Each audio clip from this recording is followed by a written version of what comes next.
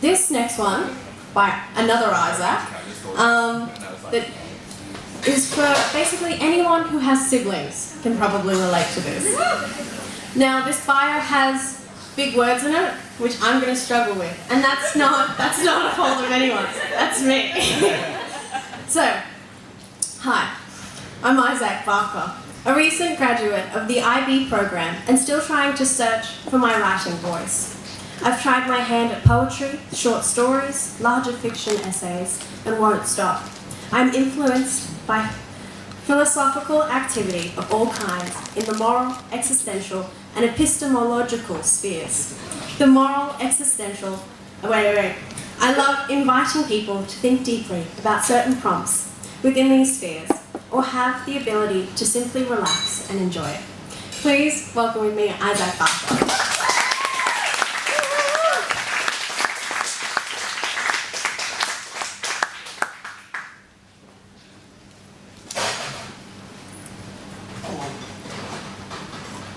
Mine's just a short story. I don't have a title for it.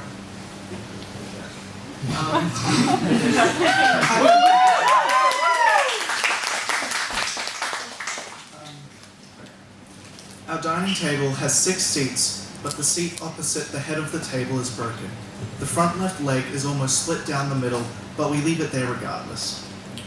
It's somewhat a special occasion when we actually have the whole family home for dinner, but we ordered Japanese delivery. It seemed cooked enough that I won't get sick from eating it. I still can't really get the hang of using chopsticks, but I still try whenever we eat Japanese because I cop way too much shit if I use a fork, even at home. It's even worse when most of the meal is dumplings. With how slippery they are, it's impossible to maintain a grip on one. Seriously, how many times can you manage to drop it, my brother said. Matthew. His face was filled with judgment. I know that looked better than the back of my hand, as I'm sure most younger siblings know. My dad just chuckles at this comment, almost snorting his drink. He wears a grin that looks like it should be showing teeth, but he keeps his mouth closed to stop his beer from escaping his lips. Even so, it surprises me that it doesn't flee out his nose. I tried to pick my dumplings up one more time with the chopsticks properly. I was basically pinning them together with the dumpling in between them, but the guts of the dumpling spilled on my plate. The top had popped off too and slipped off the top of the chopsticks, rejoining its other lost half. Seeing that was the breaking point for Matthew and Dad, both of them almost pissing themselves at this, the funniest thing they've ever seen. Even Mum, who was previously silent, is now slightly chuckling to herself. I almost said giggling, but that seems too forgiving. I ended up just stabbing the rest of my dinner. Each small clank of wood against ceramic was met with another small laugh, truly infuriating. So today, I went to Matthew's football game. He plays the wing. He's generally the biggest of the 4 wings on the field, almost always the fastest too. I was mostly staring at the ground for the first half, until he came over for a brief chat and water during the half-time. When he was talking about how the others were playing, I realised that if I'm here, I should probably be paying more attention.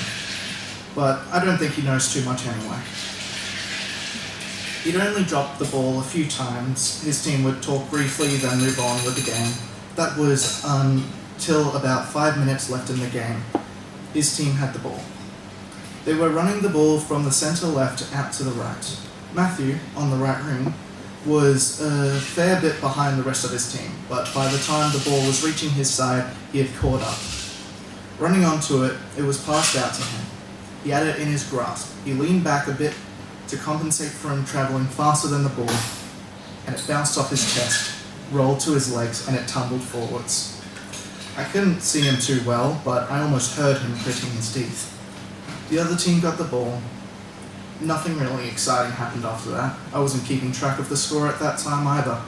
Matthew finished his game, talked with his team, they all seemed fairly annoyed, then walked over our direction with his bag strapped over his shoulder.